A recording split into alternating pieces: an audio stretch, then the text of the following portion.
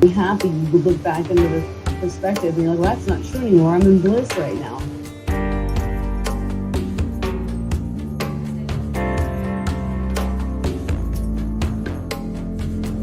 Definitely born into a metaphysical household.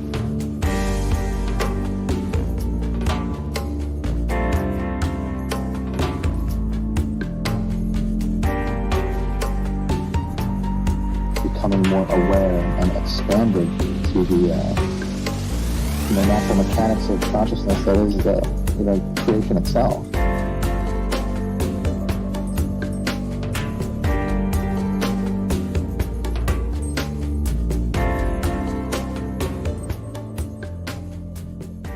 So we got an awesome, fantastic show for our listeners tonight. And like we touched a little bit on last week, we were going to discuss some topics like parenting, which is really, really interesting, I think. Big one. Yeah. It's pretty relevant because they're the future, so. Because we all have parents, or we are parents. Yes, that's true. Yeah.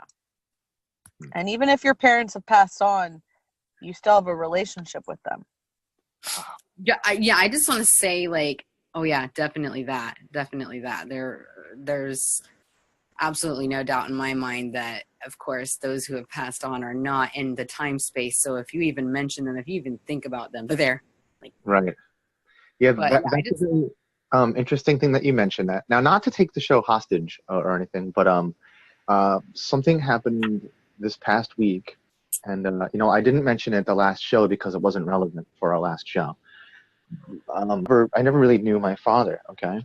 But there was plenty of male figures that I've had in my life who acted as fathers, stepfathers and this and that. However, this past weekend, I found out that my father died. Wow. Yeah. So there was, even though I didn't really know him that well, there was still a feeling of loss that came over me. But also at the same time, the tricky part was that I had to tell my older brother that our dad died because my older brother called him dad.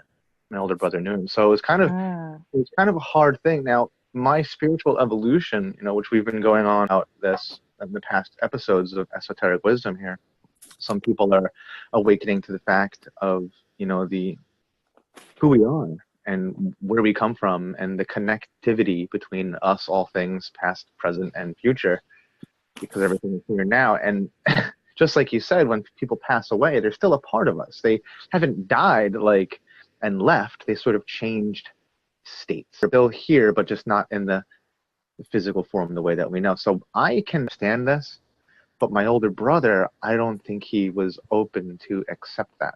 And it was really hard to explain to him how this works. It's an interesting thing that you mentioned that. That's all. Yeah. I just want to, before we even get started, kind of give a little, like, a disclaimer. Oh. And I've been talking about this for such a long time about parenting, and people have very sensitive about when it comes to parenting. It's very easy to offend people when we talk about, like, the right or wrong or whatever ways to do something. And just, I guess the disclaimer is that,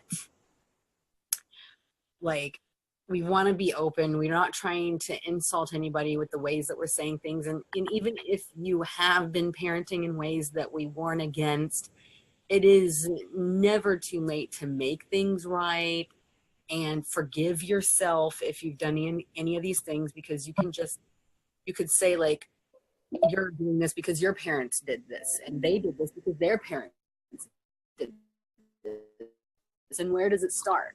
You can go down and you can blame yourself. So, but Ansley was talking about, what was it that you were talking about before? Positive reinforcement, right?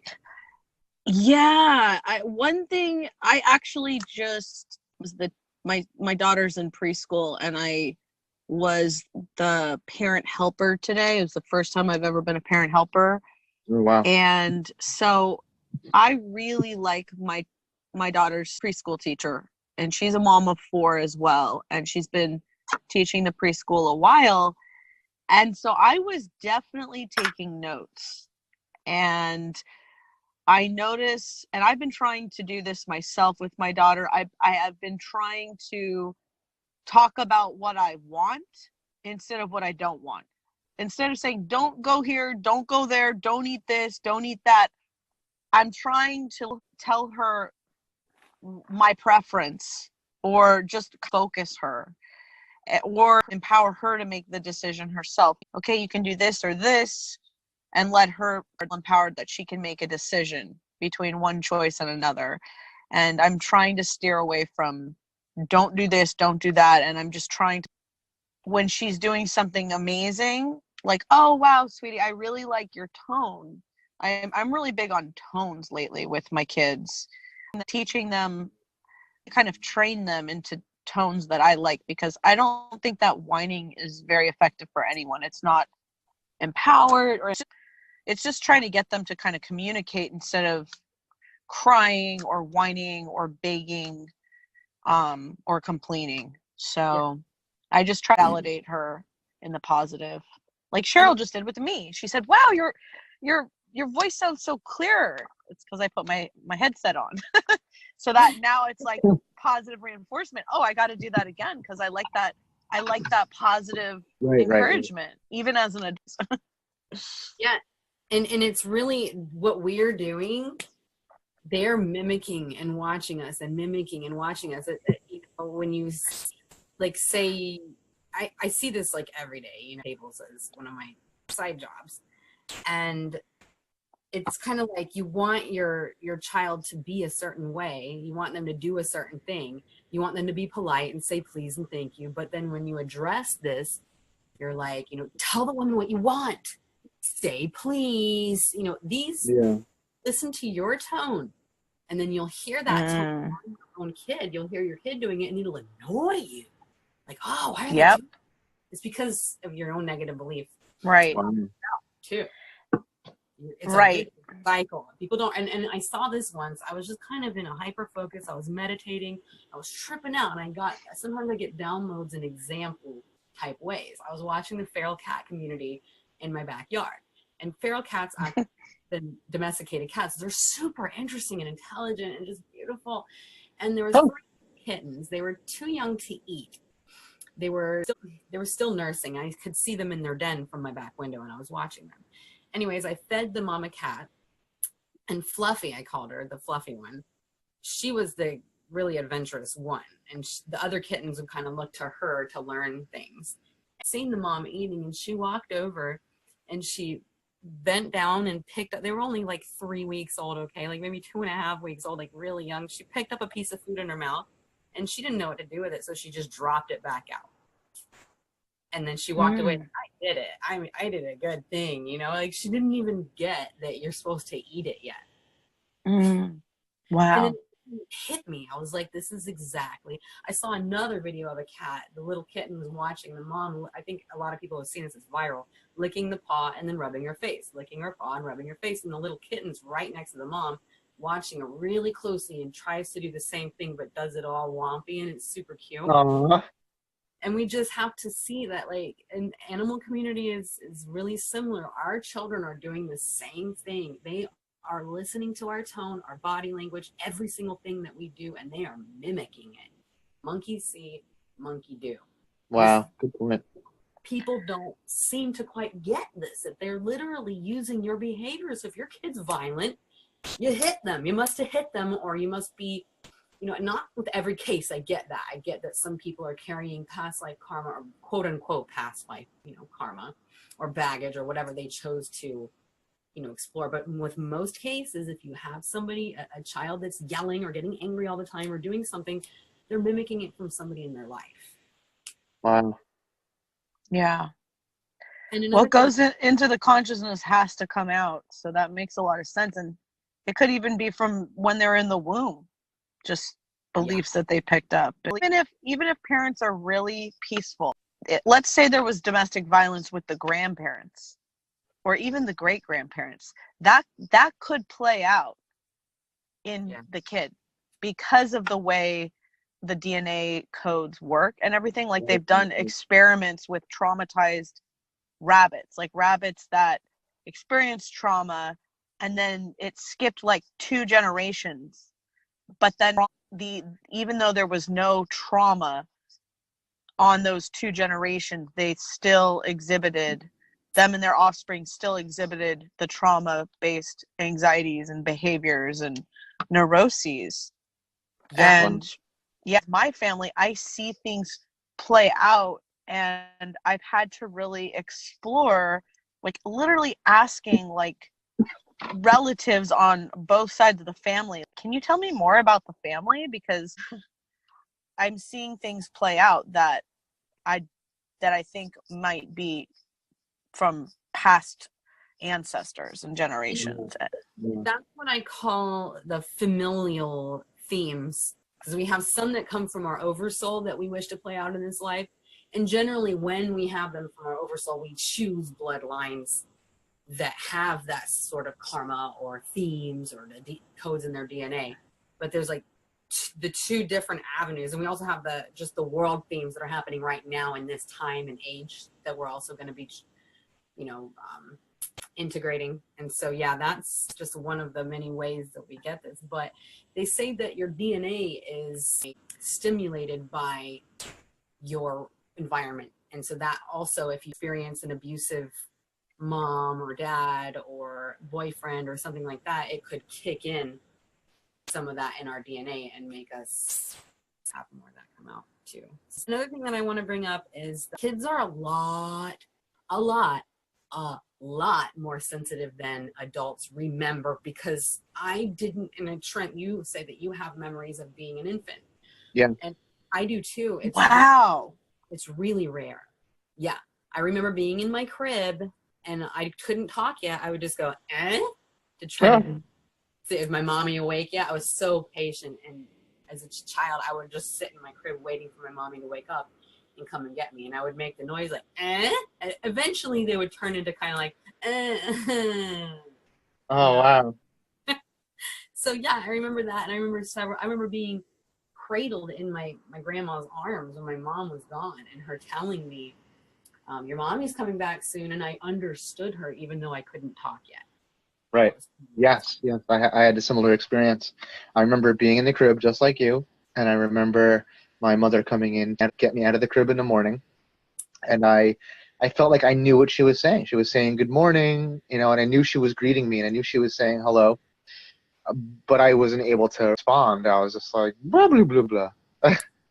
Yeah. Very, very interesting. And so when I see people, like when I'm waiting tables and the mother says to the like 2-year-old or less than 2, like, tell the woman what you want. And the tone that they're using, I can feel the child feel bad, like it hurts them. I think that adults don't realize that every single time you do that to your kid, every single time you are reinforcing that they might not really be smart enough or good enough or worthy enough. And when that child turns into an adult, and as we know, if we're honest with ourselves, we know that most adults have a low self-esteem. They don't really feel worthy. This is the most common negative belief, and it starts there. It starts with that tone that you're using when you're losing your patience because you don't have mindfulness. Wow. Right. Generation after generation after generation, and this is very hard for us to overcome, but we're going to have to do it. As a parent, myself doing stuff like that, and then having to look at myself and going like, am I really giving good direction? Like, for example, my son, he's 10, and he's got a lot of traits that I think that I have, and he's very, very defiant, and he has a problem listening and following direction. So there's a lot of times where I repeat myself over and over and over. Get your PJs on, or get dressed, or brush your teeth, or get in the shower, whatever it is, things like that. And saying it over and over, and then I get louder, and I get like, I'm like, dude, now. And then I hear myself saying that, and I'm like, is this the right way? Like, so like I said, I have a lot to learn. I mean, I know he's 10. It's been 10 years since he's been my son, but I'm still learning. Bashar would say, we can learn a lot about ourselves by, other people, especially our children. If only we're brave enough to really look at ourselves in those circumstances and not be so focused on external, The second we become a little bit distracted, they're like, forget those PJs. Totally. Coloring her. So I see a lot of traits in him. I've shared on, esoteric wisdom that I suffered from alcoholism past and stuff. And there's a really interesting thing, happening here with my son. His name is Ari. And I can see the defiance, and I can see the little ways that he uses to get out of himself. For example, when he was really little, when he was like, 5, he was in the living room and he was spinning around. He had his arms out and he was spinning around and getting really dizzy, right? And I'm like, why are you doing that, buddy? He's like, it makes me dizzy. We're thinking like, oh, that's a weird thing. Kids just, spinning around. And I'm like, but do you like being dizzy? And he looks at me and he goes, it's better than nothing. I was like, oh my God. Yeah, he's getting that buzz. Yeah. My daughter does that too sometimes. He was getting high. And I was like, oh my God. Mm-hmm. Yeah, so it's kind of crazy. But I guess I'll have to, cross that bridge when I get to it. I mean, I've been in sobriety way before he was even born, so he's never seen me drunk, and he knows what I'm about. He knows I'm about fitness, nutrition, spirituality, helping people with meditation and healthy eating, and helping people on a path to sobriety and a healthy living lifestyle. So he knows exactly what I'm all about. But I have a feeling there's going to be a time where he's going to be a teenager. He's going to be confronted with the idea of smoking some weed or drinking beer or whatever it is, or alcohol. And if he chooses to become addicted to those things, then as an active or as a recovering alcoholic, I can honestly say there's nothing I can tell him that would deter him. I can just open and honest with my experience with him and hope that he learns what it is that he needs to learn in an appropriate amount of time, I guess. Because I feel like if I were to tell him up and down, don't drink, don't smoke cigarettes, don't smoke weed, that's the way he's so defiant now. That's like a clear, it's like pushing him in that direction. And that's how it was with me. And that's one of the ways that him and I are very similar. So it's tricky. I feel it's tricky for me. It's tricky for our relationship. Have you ever taught him how to meditate? I've done a couple of meditations once or twice. He didn't really receive it the way I thought he would. He's very active, hyperactive mind. So I thought it would be good for him to quiet his mind and slow down a little bit and practice some meditation. But he was very much focused on external things during the meditation. So whenever I brought it up again, I was like, hey, do you want to do a meditation? And he was just like, no. I'm like, all right, well, each his own, I guess.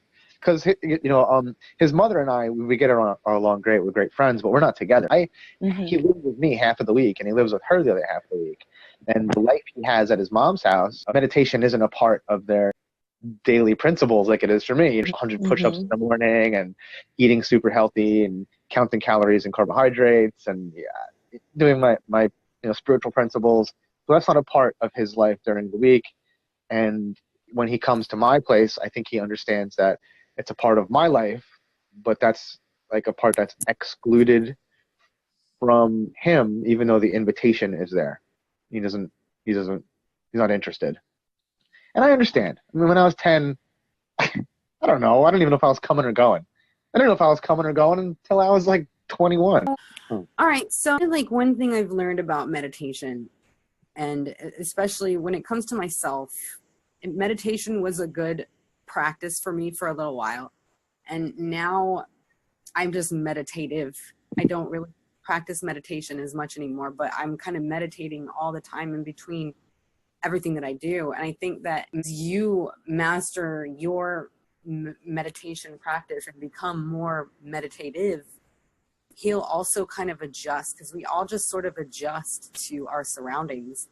And another thing is learning style seems to be more like experiential and how you talk to him. And so the things that you're talking about a lot will actually, it's all really good stuff, and you're a great guy, and he completely and utterly admires you and adores you. So he might not be showing the results now, but like you said, when we're 10, we're all over the freaking place. Yeah. That's set in. And And eventually he's going to want to be like dad. And dad is very structured. So really, I think there's not really that, you don't really have that much to worry about when it comes to that stuff. I think that it's going to be a lot better than you think. And if the one thing that parents do, I think, yes, we all get impatient. We all might lose our cool and raise our voice. They're going to do it too. Everybody's going to do it. But then letting them know, sorry, I didn't really mean to be like that. It's just that when you do these things, and see how the tone I'm using with you, it's, I respect you because of my tone that I'm using with you. Right. When people try to explain things to their kids, they're using a demeaning tone. They're like, because when I try to tell you these things, you always right. That's not doing nothing. All you're doing is reinforcing the worthlessness even more. You're allowed to get angry. It's interesting. I've been around other people's kids, and being in the classroom today, and just it's incredibly structured in there. So it is good how structured you are naturally. I'm actually not naturally at this moment in time all that structured, but the last couple of weeks, for whatever reason, I've been getting more and more structured. And it's been really helping, and it's really been helping the kids as well. Kids have all the I don't have the baggage.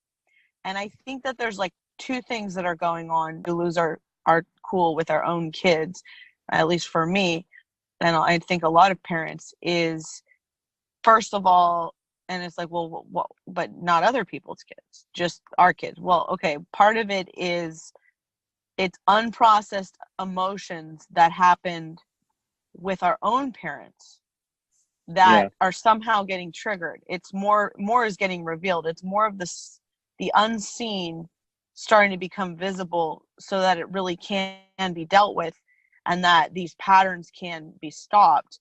And then the other part of it, I guess, is just, I think sometimes in public, it's that fear of what other people are thinking. We're really sensitive, and my kid's really sensitive. We're both feeling people's thoughts and people's projections, and it can be tense. And sometimes I feel this unseen pressure from the environment around me that I've got to handle this, or people are going to think on that kind of that what I perceive to be a judgment, or some kind of people thinking I might have some kind of shortcoming. And so that adds to the pot, and that adds to the tension. My kids, especially my daughter, we're both Libras.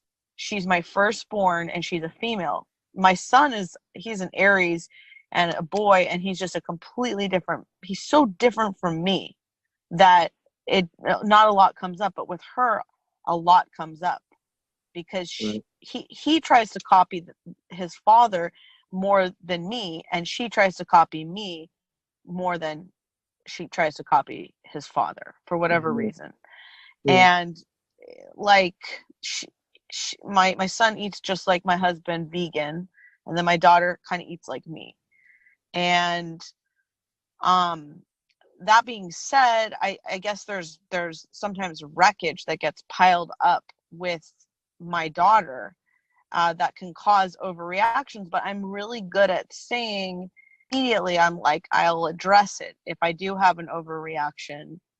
And she's getting to an age now that she's 4 where I can really talk to her about things. Where she has this new habit where she unbuckles her seatbelt, and it's obviously extremely dangerous. So it's like I have to kind of explain to her, hey, I'm not trying to dominate and control you. I just really, my job as a parent is to keep you safe. I sometimes try to explain to myself and explain to my kids what their job is. I tell her, like, your job is to have fun. My job is to keep you safe. Please try to listen to me, because I do have your best interest at heart. I'm just trying to do my job, keep you safe. And today she asked me on the way to school, what do you mean safe mean? What does that even mean? And so I was trying to tell her what that means. So she is trying to make sense of it all. Like, oh, this person isn't just trying to like kill my joy or to take away my freedom. She's actually, what does she mean safe? One thing I love your parenting, like one of the first things I noticed about you when we met each other and we were like, why don't we just go on a call and really like talk? And you were with your kids and have a couple sentences, and then you'd be like, hold on. You'd say, hold on to me. And you'd explain things to your 3-year-old. And they're 3, so they need a lot of explanation. And I think a lot of adults would have been annoyed, but I was just like, I'm speaking to a wonderful person right now, because Yeah. they really do need it. The one thing people don't get it, when especially children that are like, why? Well, why? Why? Yep. That's a genius that you're dealing with right there. And you need to tell them all the way down to the fact that, well, statistically, more people die from car wrecks than any other way that people die. More people die in a car. And they're going to be like, holy crap, I didn't know that. Of course they don't know that. They're 4. So instead of going, just listen to what I say, explain everything to them, because they need to know all of this. Yeah. Yeah. And it's fun, become way more fun, because my whole, as in my path, I'm constantly like trying to like connect with and help people get on the spiritual path, or get on the spiritual path, or a healing, or whatever they need. And this whole time, wow, all along, my pupils are right next to me. These are the ones that I need to teach, not 50-year-olds. I can, but they have to be my first priority. And for whatever reason, there's levels and layers to really having that awakening. Like, no, like I got to really teach these people how to do everything. And so I've really been just going at that and just being like, okay, like really hands-on. Like, let me teach you how to write letters. Let me teach you how to read. Let me teach you why you want to keep your seatbelt on, and explain to you, and let me teach them everything that I know. And this is a very new thing. Before I was doing it, but it wasn't as deliberate. And now it's like very deliberate, and it's gotten to be a lot more fun and enjoyable. You hit the nail right on the head, Ansley, when you said that this is fun. So people, I often see them, they're really understand, you don't have kids, you don't really know what this is like. It's so aggravating. It's all day. And I'm just, I get their point about that also. But another thing is that we can define anything positively. And you can go into curiosity mode and like, okay, so that didn't work. How can I do it better next time? And really focus on that. And I just can't see, especially because it's so difficult for me to have kids, and what an honor that is, and how fun that would be. And like with the tapping or the meowing thing, like I think about everything, like how can we make this better? How can we make this better?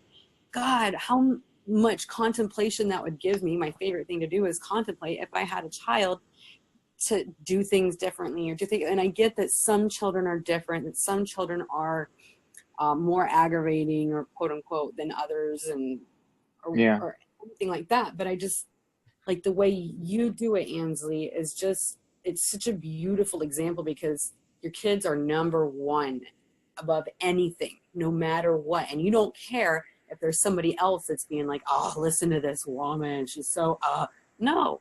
There's nothing in Ansley's world except for her kids. When she's talking to her kids, it's her kids. Kind of like the cat. Kind of like the cats. It's cool. That's really cool. I love that. That's really, really neat. I'm learning a lot from this too. This is wild. Yeah. I feel like I'm getting a little too much credit, but well, no. Well, Aaron, in the country. It's the type of personality. I mean, at times, let's just say at times. So I'm like, this is good. This is really good. This is the universe doing it, because I need this encouragement. I need this level of reflection and relatedness.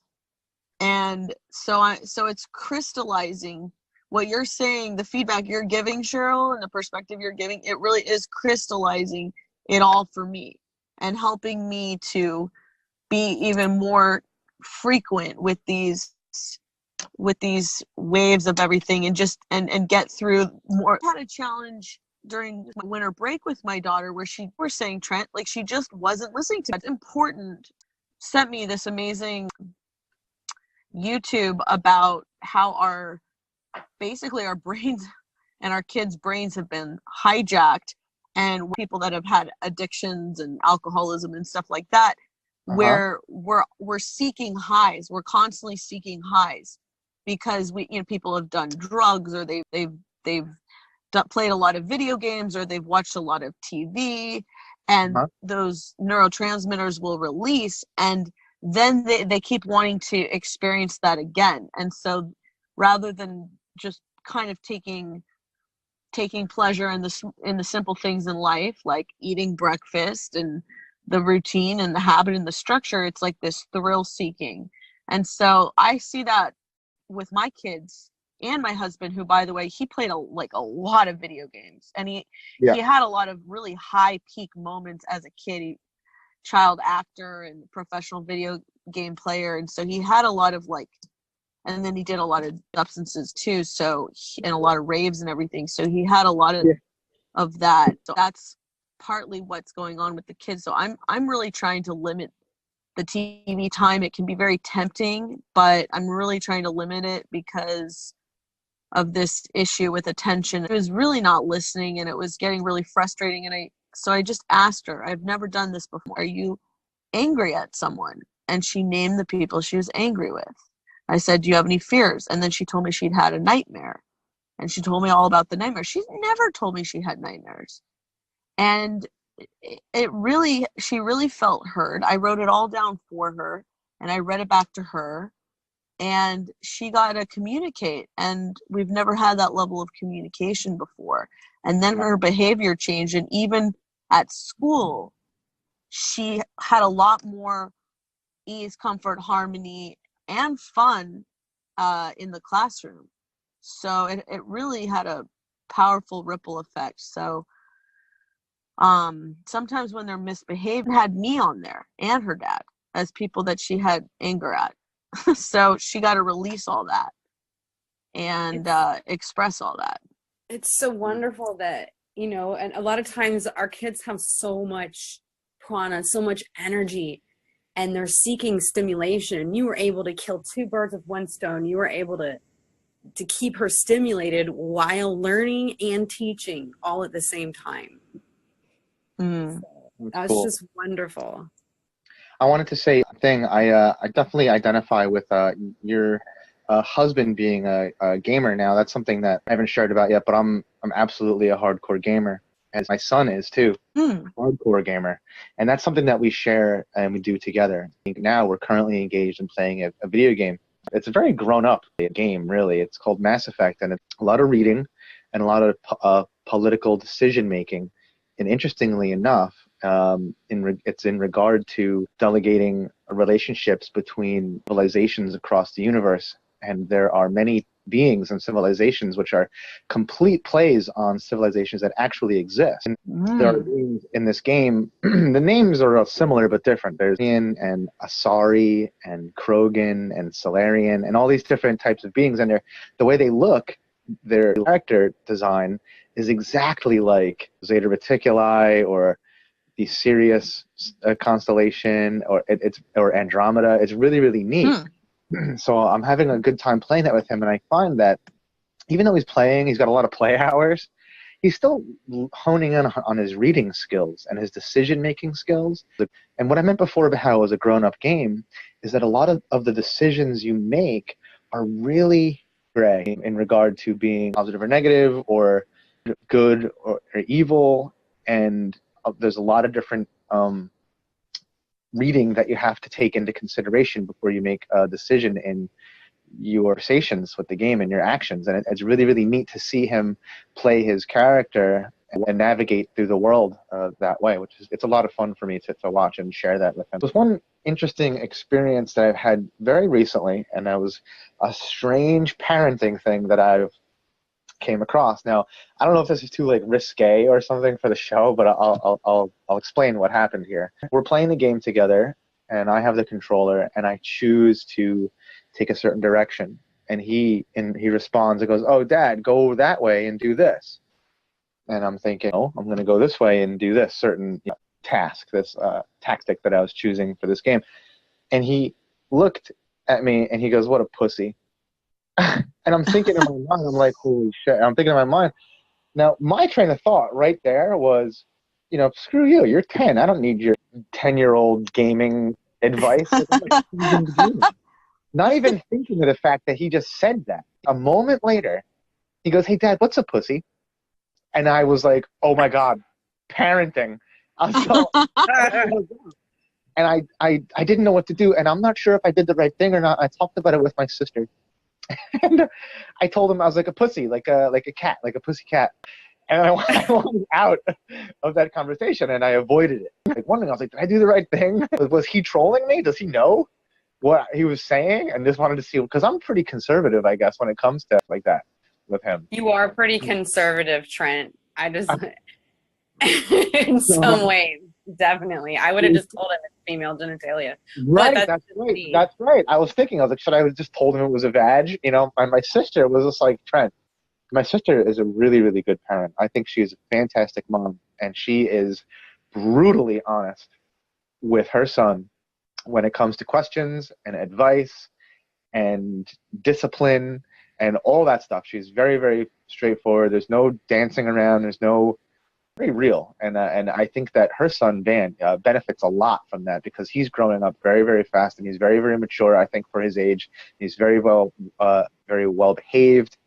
And if he has a question, she'll say it, and she won't hold back, and he'll be embarrassed, but he'll get the appropriate answer. And I'm thinking, like, I didn't do that. I took a different tactic. I was borderline gonna be like, I don't know.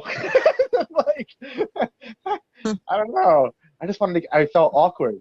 Take a step back and again, look at myself and go, wow, what is this saying about me and my relationship with him?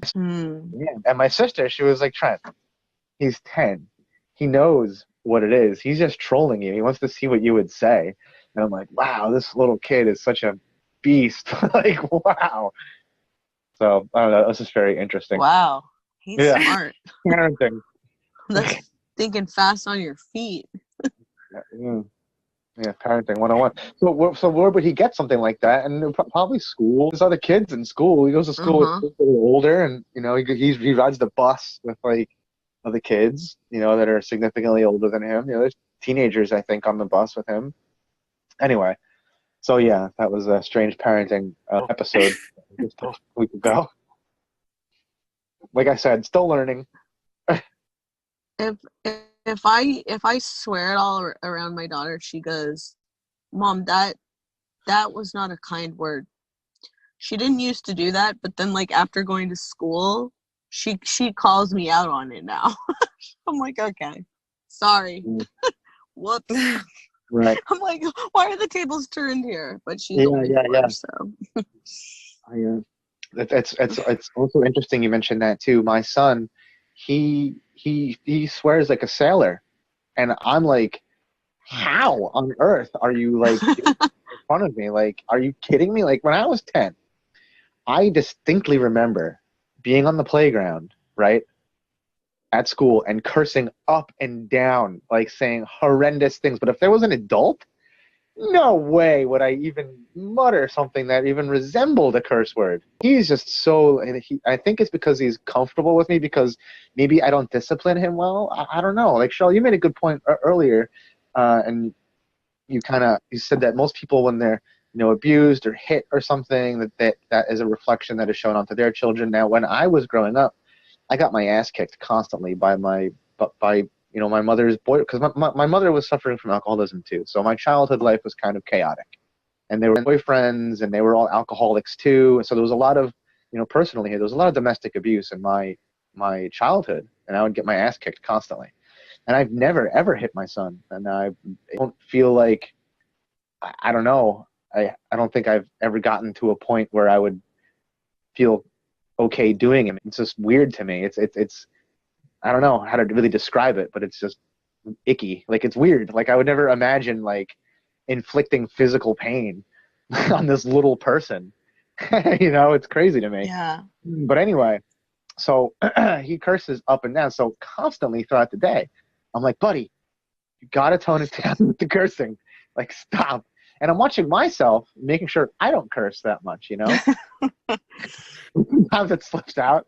So I think, Cheryl, you're absolutely right, where he's picking up on all those cues and stuff. So he thinks it's right. And I just really hope that he cursed a lot in front of adults at school, and I don't think he does, you know. And his mom talked to me. His mom was like, I do not want him cursing. He cursed here in the house, and they take all his stuff away, and they put time out. And he's so defiant. He's like, they take away his iPad, take away his phone, take away his Xbox, take away his TV, take away his rights, take away this, take away that, sent to his room.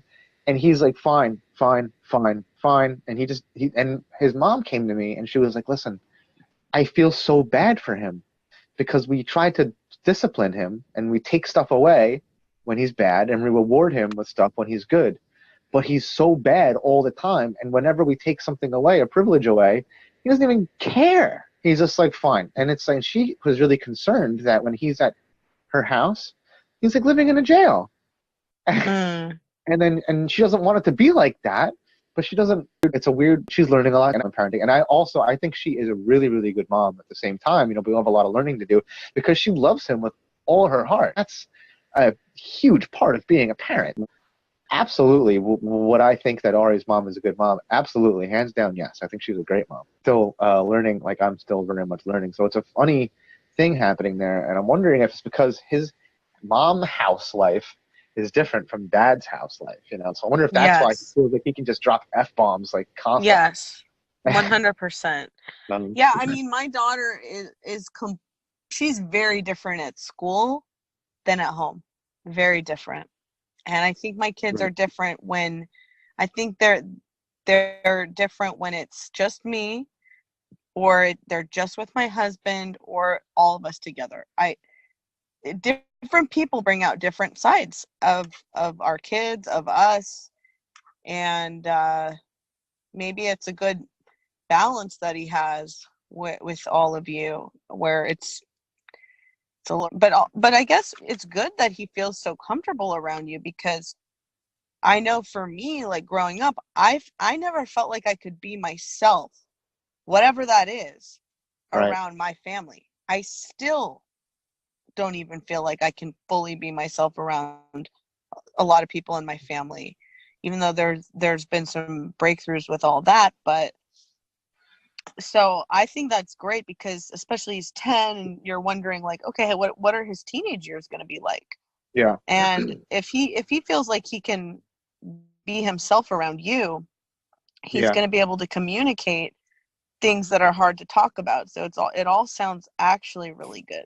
Wow. Yeah, that's a good point. Well, I know another woman. So I have a friend, my really good friend, Becky, and she's always coming to me about parenting advice. She reminds me of you a lot. She's completely different, but she just has a very gentle personality. She supports everybody. I don't know if you guys I don't know if she gets angry or if you get angry, but I just know that neither of you would really express that, maybe to your husband or your kids quicker than your friends. And I was living with her, so I know how she treats her kids, and she's always down on herself because her friends will be like, your kid just did this and you didn't even say anything to them about it. You're not disciplining them good enough. And, you know, I kind of got to know the situation with her friend and her friend's kids, and it's like a helicopter parent. You're always there. You take them to soccer practice. You're sitting there helping them out with their homework, and you love them with all your heart. But then at the same time, the way Becky is, her husband takes them to church. They were actually in Christian school up until not too long ago. And Rebecca, my friend Becky, has our belief, but she doesn't enforce. She'll tell them, like, when they ask, I heard you talking about ETs. What's that all about, Mom? Blah, blah, blah, blah, blah. And they're like, oh, that's cool. And then they'll actually ask more and more questions. They sat there with me for hours asking questions. And I realized it's because Rebecca doesn't enforce any of this. Her husband's constantly like doing things, even sometimes yelling, maybe being a little bit unfair, maybe a couple little hitting episodes going on, and they don't listen to a word he says. Mm-hmm. And you know, I see they're all kind of young, but I see they're such good kids. Her oldest just right on with her homework, her studies. She's great to everybody in school. She's always getting compliments. They're all great in school. And I'm just as this, but having you as a parent, because Becky said to me once, she's like, my friend said that I'm not really there for them because I don't do all this. And I said, no, Becky, What you do is you give them space to be themselves. When her friend constantly corrects them, no, think this way, no, believe this way, no, no, no. Now, when Right. has a problem, they're alone. They're abandoned, essentially. They've been abandoned by their mother, who's a helicopter parent who's always there. Whereas when Becky's kids have an issue, they can be 100% bold and completely themselves with Becky. And she knows what's going on with them. She knows their every thought. She knows their feelings. And she can give the advice that she needs to, because she always just says, like, this is what mommy thinks. And she just throws it out there. Take it if you want. If not, fine, whatever. You guys are learning, your kids. And this is way more supportive, and this is being there for her kids. But there was a little bit of a balance, and she's like really getting there. Her kids out of that school, she sits with her kids more. She's learning to appreciate just the dialogue, just the having to explain everything to them. And she's like worried that she's not a good enough parent. Seeing here is amazing parenting. Like, you don't even know. Yeah. Wow. It's incredible. It is that peer pressure and other kids now that aren't your own. We don't teach with our words. We teach with our vibration. We teach with our energy and our actions.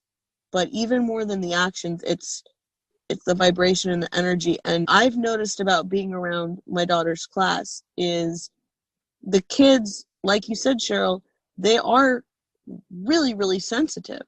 I mean, one of these kids, I know she's telepathic. I know she heard me today. I know she heard me. And I was like, because we like locked eyes. I was like, she heard me in thought. I was like, oh my God. So these kids are really sensitive. They're going to be attracted to basically like high vibrations for the most part, because they're kids. Kids are at such a high vibration anyway, no matter who their parents are. They're very resilient. And so sometimes if they do have a tough childhood, a lot of it they really have to deal with the emotional repercussions of that later in life. I know people who are nearly in their 60s who are literally dealing with childhood trauma that they've never dealt with. And they're so hard on themselves. Oh, why am I not further along with this or that? I'm like, you have like pretty intense childhood trauma. You have to deal with it. It's time.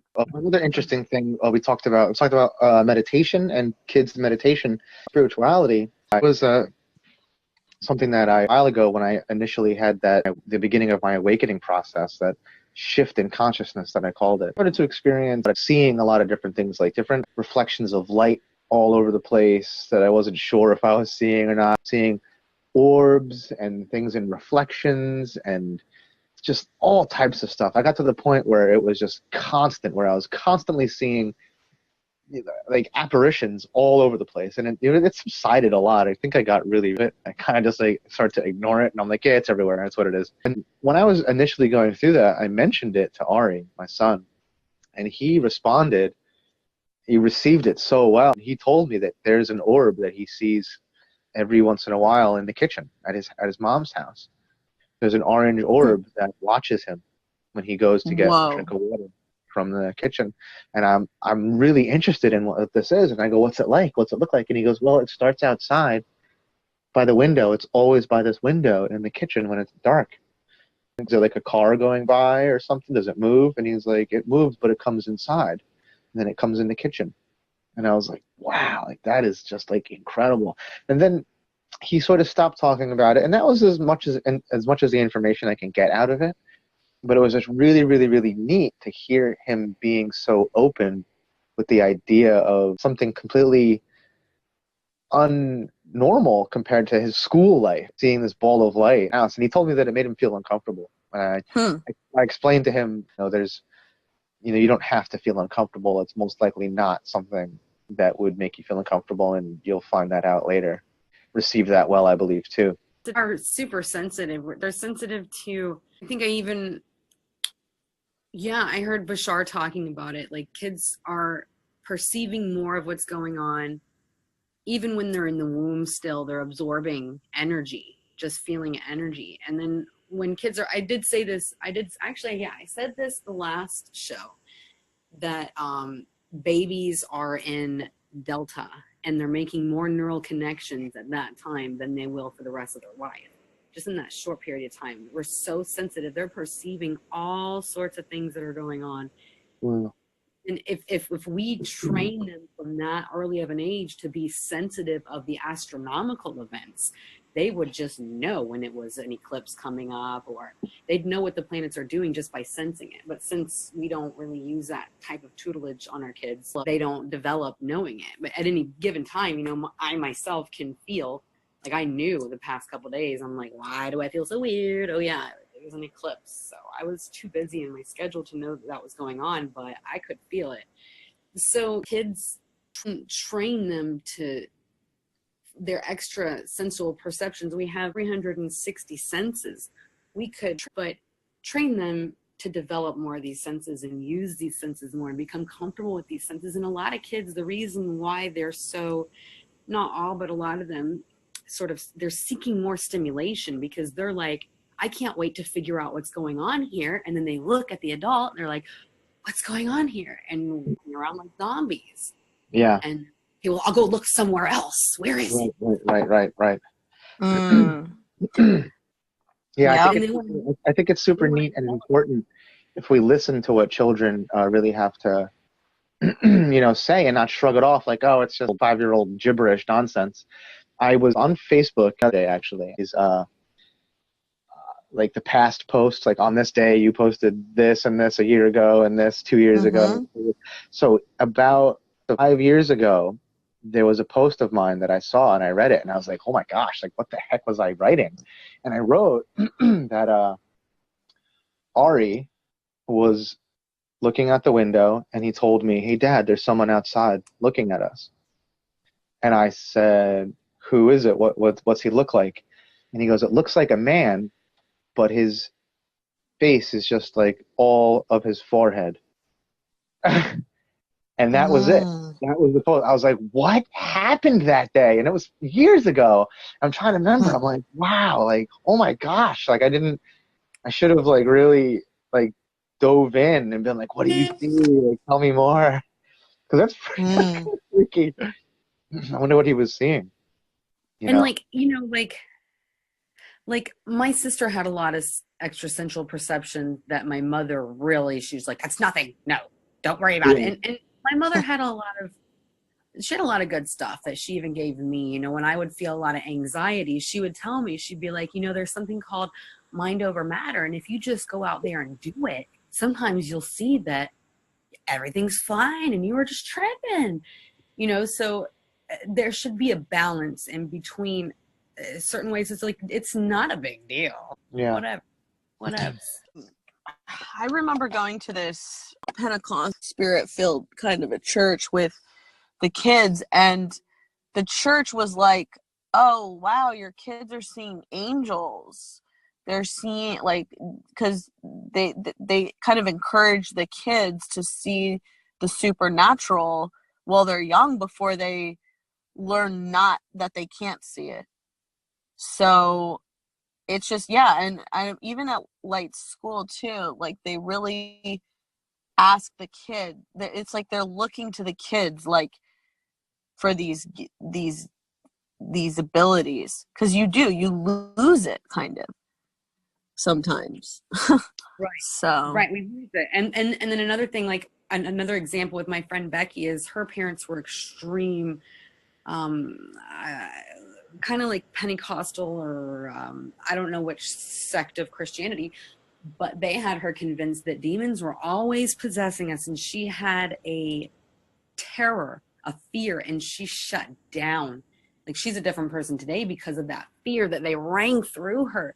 And so this is just another extreme where most likely what was happening was not demonic, and they just considered anything spiritual that, you know, what we don't have these abilities, like, period, the end. Only Jesus did. And experiencing it, it is always demons. Yeah, if it's not Jesus, it's demonic. Yeah.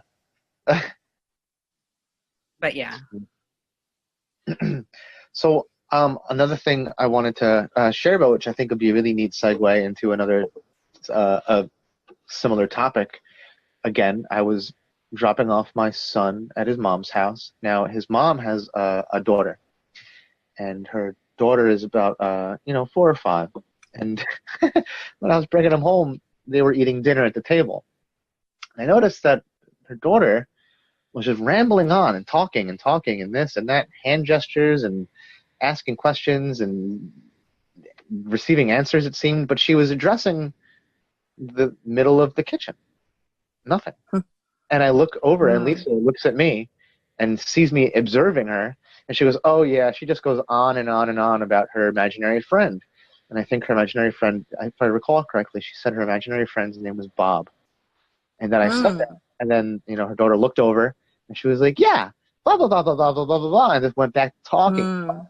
And I was like, wow, like, this is so cool. I think it's really, really neat. And Lisa was like, doctors and stuff, and they say that it's really good for children to have imaginary friends when they're young because it helps with their imagination and growing and this and that. And I'm thinking in my mind, I'm like, yo, like, children see stuff that we aren't a match to at the moment. What she's seeing is real to her. And I loved it. I loved every second. So I sort of prolonged my visit for a second. I hung out for an extra couple of minutes to just like observe that and observe her parents, and Ari, and how everything, and myself, in that experience, just watching this young, 5-year-old speaking to something that we couldn't see. It was really, really neat. I thought it was beautiful. Wow. This is great. Like, this is truly, truly great. So then Elisa, of course, asked me, she goes, did you have an imaginary friend when you were young? And I've talked about this with Cheryl. I did, but I didn't. And what happened when I was young is that I knew of a presence that would be there sometimes. And so, like, it was an energy signature that I could tell was going to be there, like was going to show up, and then was there. And I can tell when it wasn't there. And there was no like figure, or there was no like picture or associated image to it. It was just like an energy frequency that I was able to respond to. And this was when I was, like we shared earlier, so young we couldn't really talk. We were in our cribs. And I distinctly remember being in my crib, looking up at the... You talked about this on the last show, actually. You said that you saw cats. Oh, no, I remember talking about that, but this was something a little bit different. There was being in the crib and looking up at the mobile and thinking, I know that this friend of mine, this energy, is gonna show up like it was a person, but I never saw it, and it would show up in the wall. And that's really all I really remember now. But so all I can really say is that I didn't have an imaginary friend, but there was like an imaginary, or quote unquote imaginary, but there was this presence that was with me sometimes when I was younger. The cats and the lady, that was a different scenario, but yeah. And in regard to imaginary friend, that's how it was for me. Did you guys have imaginary friends? Yeah, well, okay, so I do have a lot of memories from my childhood, and I always was sort of playing with a like imaginary friend or whatever. I would go on for hours and hours, days and months. I remember my mom actually I made a whole village in my room out of my Barbie stuff, and every single birthday, every single Christmas, what do you want? Barbies, dream house, the office Barbie, more shops that I can set up. And I literally kept this village in my mind and the drama. It was like a soap opera, what was going on with the dolls. Wow. But, it was extravagant. And all like the clothes were gone, and you were like stuffing them Marwin. up in socks and like... Oh yeah, I had every Barbie, everything. I had the corner store. I had all their clothes on little bitty hangers hanging on the clothes racks. They could go shopping. I had like microwaves where you could twist it up, you could open it up, put the chicken in there, and you see it spin around. I had TVs that would turn on and like flash and make reflections in the...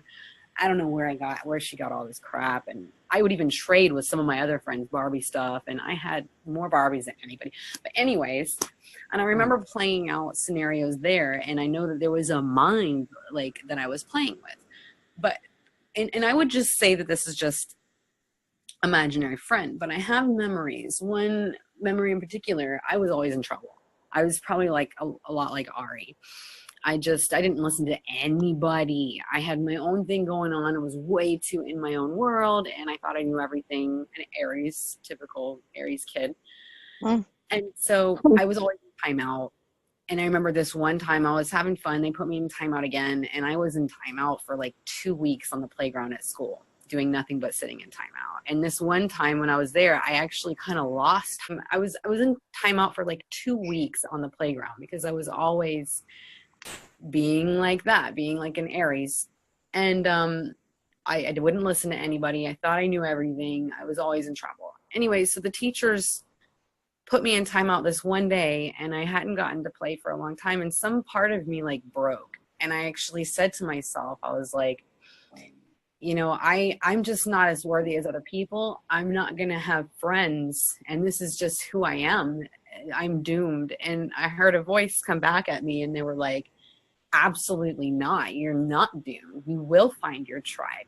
You will find people who listen to you and appreciate you, and you are right.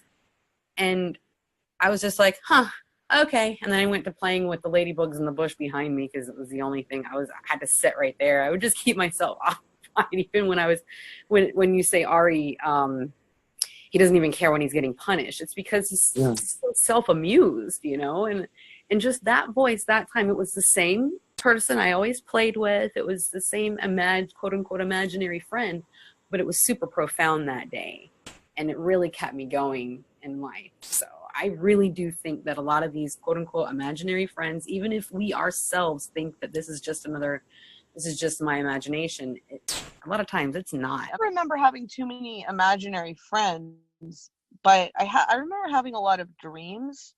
Yes. And I guess there was some of that entities under the bed stuff a little bit, like monsters under the bed. But yeah, I had so many dreams, and I really now in hindsight, I really think that those dreams were parallel realities. Whether I was running with the wolves, I remember being in the ocean, I remember like being underwater, like a mermaid almost in the ocean. I remember saving the world, having like hero dreams, danger dreams. But it just, yeah, it a lot of them kept reoccurring like over and over and over again. So that's some of my memories. But in your dreams when you were younger, did you have an imaginary friend that was with you in your dreams? There were people like in the ocean dreams, but a lot of the wolf dreams that I remember and the dog dreams, it was literally just me with the animals, like in the forest or swinging to and fro on a gate. I remember.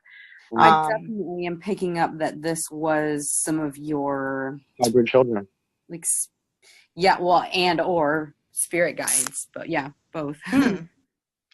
Whoa, I got like such a big rush when you said hybrid children. Like, totally. Something just rushed me. Something like they're like, oh, they're talking about us. Maybe you can call him Wolf. Wow. Oh, dude, I just got goosebumps. Wow. Oh my God. I think he would like that as a name. I think that's like, I feel something like sitting on my shoulder. I swear. Like someone is on my shoulder. Dude, on my left shoulder. So weird. That is weird. But it's good. It's a great presence, whatever it is. Totally. There were dreams that I've had in the past, and I've spoken with Cheryl about them, and she mentioned spirit guides or hybrid children, and there's been certain things that we say, we think, or whatnot, and then it creates an emotion that is so powerful and jarring. It's important that we look at that stuff when we say, just like I said, hybrid children, the emotion that came and followed, and the feeling in your chest and through your like soul, through your being, it's very, very real. I mean, that is awesome stuff. I think it's really, really neat that you're able to feel that. And I did too, just right when I was going to say it, I like conjured up, and it was just like, children. So it's kind of wild. He's probably, he probably reflects the archetype of the wolf and so decided to be, or you and him co-created that he was being represented as the wolf in that instance. Yeah. And we're talking about this right after the wolf blood Wolf moon. Oh, interesting. Yeah. And we did a little ceremony in my backyard. We had a fire pit last night, and we had a bunch of people come over. I share a backyard with the other neighbor, and we have 2 dogs, and then they have 2 huskies, and then 1 tiny little dog.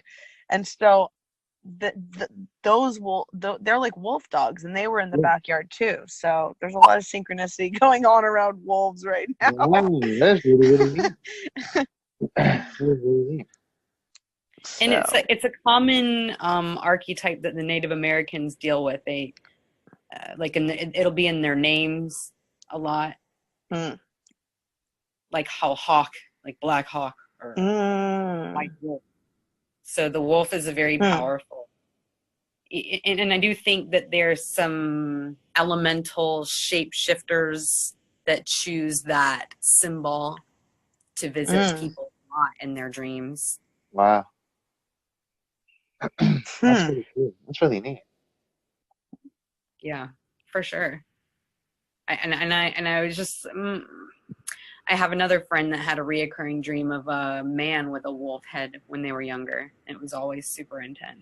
Yeah, dreams are wild, man. Dreams are really neat. And, you know, I often ask Ari about his dreams. And sometimes he has some really neat synchronistic dreams. And I think we all do. And I think dreams are a really, really neat topic perhaps we can tackle in the future. We should all write our dreams down this week. Ooh. Yeah. I've had some, oh my gosh, my dreams have been so weird and kind of stupid. I've had some pretty nutty ones the past couple days too. I know that there was these people I didn't even know, and I was super like close to them, and I had a different relationship with each of them. Never met them before in my life. Anyways, for some reason we were in this organization where it was time to eat, and they got to eat Taiwanese food. And in my dream, I'm smelling it, and I'm looking at the food. I'm like, damn. And I had to eat like a bagel and some cheese or something. I was like, well, this sucks. I want that Taiwanese food. And as I said that, they were like, well, let's get her some Taiwanese food. And I felt a little bit like I shouldn't be demanding things. I should be more gracious. I should be happy with what I got. And the Taiwanese food, it was on this like cart thing, and it lifted up and spilled all over her. And I was feeling like it was my fault. But at the same time, she was like, no, it's fine. You're fine. They were just laughing at me because I was being like so free. I want to feel so free in my dream. And I used to feel a lot more free in my life. I used to kind of just blah, like open my mouth and let all sorts just come out. And I didn't really care how I was affecting people. I know I hurt people sometimes, but I felt great. And kind of in my life recently gotten away from that, where I'm always very careful.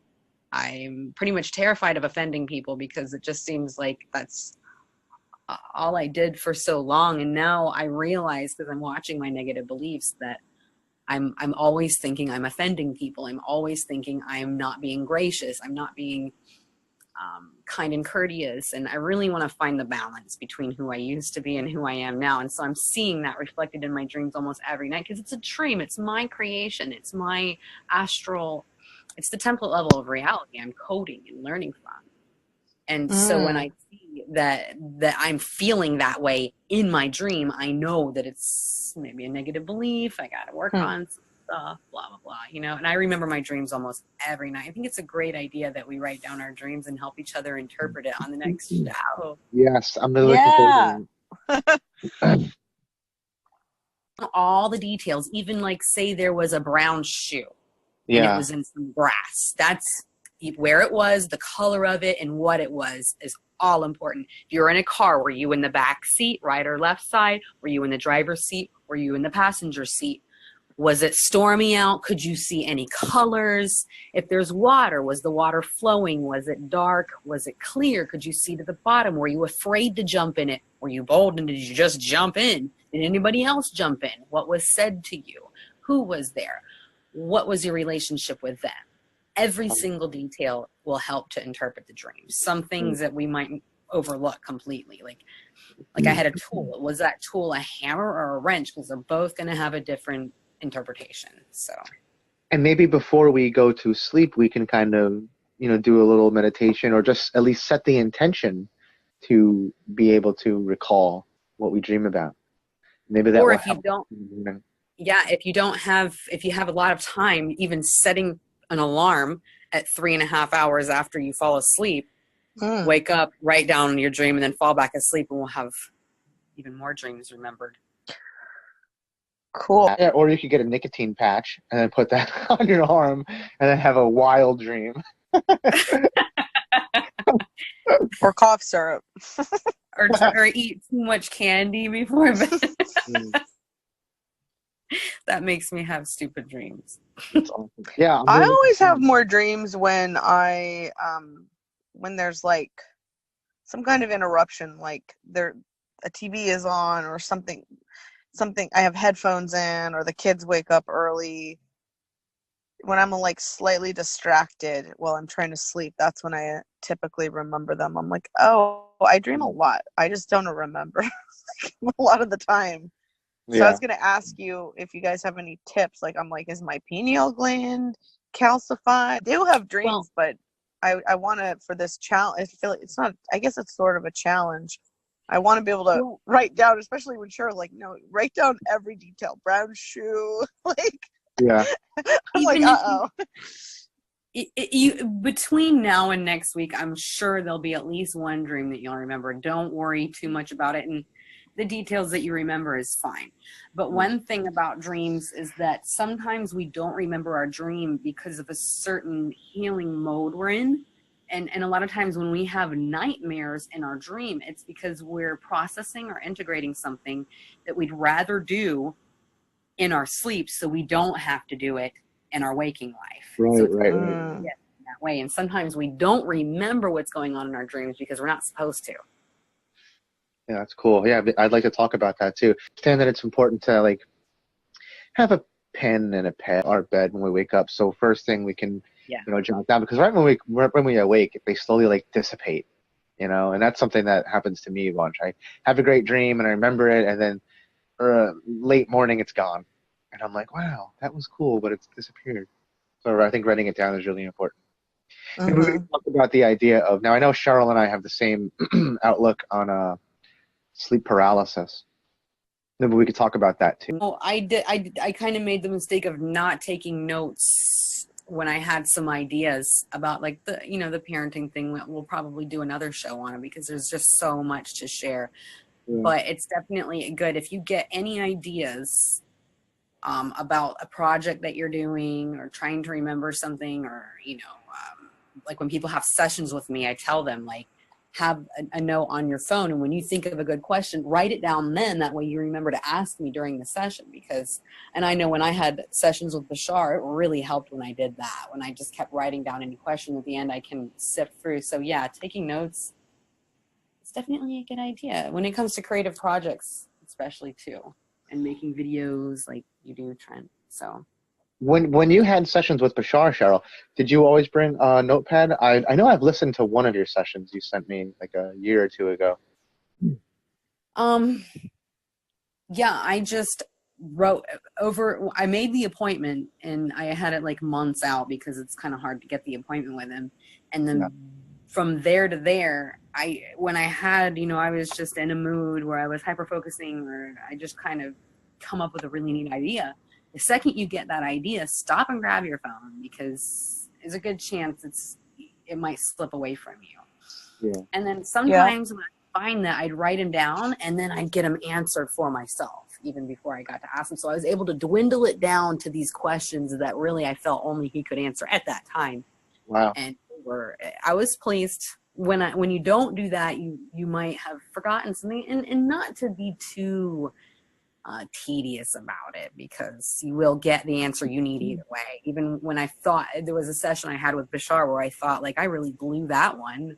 Oh well, I just wasted $300 and the Uber and everything like that. And then when I went back and listened to the tape, I heard what he was trying to tell me the whole time was golden.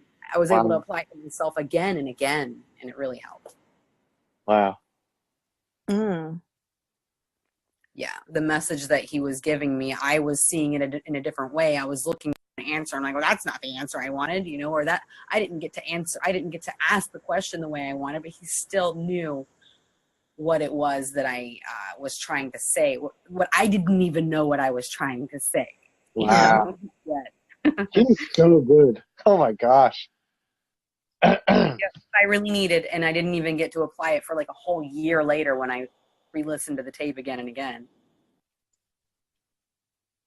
Yeah, wow. I mean, I remember going to Bashar, and I've never done a private appointment, although I am open to it, definitely. But just going, and I didn't get called on for the second time I went, and we had our lunch break, and um I felt like I wasn't absorbing that much. But then it's the gift that keeps on giving, because like days and days later, and even during lunch, I started to absorb it and connect the dots, and everything started to percolate and make so much sense. So it's very high level transfer of information, that's for sure. Wow. Even if you're not talking to him directly. Like the first time I went, I got called up 2 out of the 3 days, and I wasn't even really there for one of the days. The second day I wasn't even there. What transmissions? Do you remember the title? Oh, oh my God, of course, Eclipse. Oh, I remember Eclipse. Yeah, I actually. Epiphany and one other word. Those ones. Those were good. Eclipse, Epiphany, and something. Epsilon. Epsilon. Epsilon. Isn't that funny? And it's Eclipse now, or it was yesterday. Wow. That's cool. Wow, what a synchronicity. Yes, that was a great weekend. I loved listening to those. I think I listened to all 3 of those transmissions a couple of times over. Yeah, I'll have to go That's back. probably why we're all on this call right now, why we're all on this show right I think now. I've listened to a lot of Bashar ones over and over, especially Black Box. That was one I listened to like maybe more than My top I've been 5. told I need to listen to Black Box. I need to get that one. My guides have told me specifically that one just today. That's the only one that I used to carry. I used to carry the transcript around in my phone, like Yeah, a I Bible. have transcripts. Yeah, fucking sweet. Whoops. So, yeah, you can go on basharstore.com and drag your little cursor over the sessions. It's what year is the Black Box? I think it was 17. 2015. Oh, was it? Oh. Do you still Which have one? to do it on the computer, or can you do it on your phone? I don't know. I haven't. I always did it on the computer. Yeah. Not sure. I know if you want to just message. I think smartphones can really do everything a computer can, right? I'm sure you Not like, I mean, a couple of years ago they couldn't really do. That's like the one thing they couldn't do is that. But I feel like you can download the MP4 or download the MP3 from Bashar Store. okay, I don't know. Yeah, because Cool. they give you like a window where you can listen to it from your phone. But if you want to download it, I would get on a computer and go ahead and download it to a file on your computer. Okay. Cool. Because you're going to want that. You're going to want to watch over and over again. And then there's a list, and the list is I had the transcript. That's right. It was literally like my Bible. And right after listening to that seminar, I manifested the $14,000 check out of like nothing. All right. So quickly though, so Eclipse, Epiphany, and Epsilon, Ansley, you were part of that transmission for our listeners. And Cheryl, which transmissions were you a part of? In case our listeners want to sort of hear you interact with Bashar, maybe you can let us know. So in case someone wants God. I was at Art of Art. Art of Art, yeah, that was a great one. Oh God, it's so stupid that I can't remember the names. Oh, wait. When's coming? Okay, it was the weekend of the Winter Spirit. Right? Oh, Right? that was Willa, right? No, it was the one where he talks about the trees being all connected. I'm so sorry. I don't know. Maybe you can put it in the comments when I figure it out. Nature's Teachers, maybe? What's that? Nature's Teachers, maybe? Something like that? I think it was that one. What was the first one? Oh, the one where he talks about the artifacts. The artifacts. Oh, yeah. Sweet. And then there might have been a couple more, but like I said, Yeah, I think I've heard you at least 3 or 4 times. yeah, I got called on I think every weekend that I went, I got called on at least once. Yeah, that's cool. Yep. It is really neat. And when you go there, it's really the energy is like doing stuff to you, man. It really does. It's like And very life changing. Ansley, you live close by to where they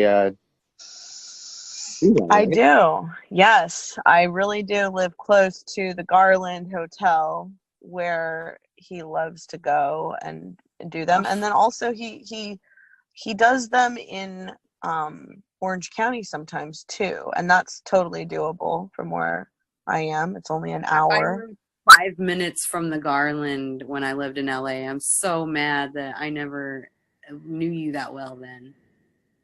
I know. It's so weird how when Cheryl was in LA, it was like I wish I would have seen her in person while we were both in LA. But it feels like I did see you in person, but I know I didn't. I think, the reason why I didn't make many friends in LA is because it was only meant to be a pit stop. I needed to go other places and do other things to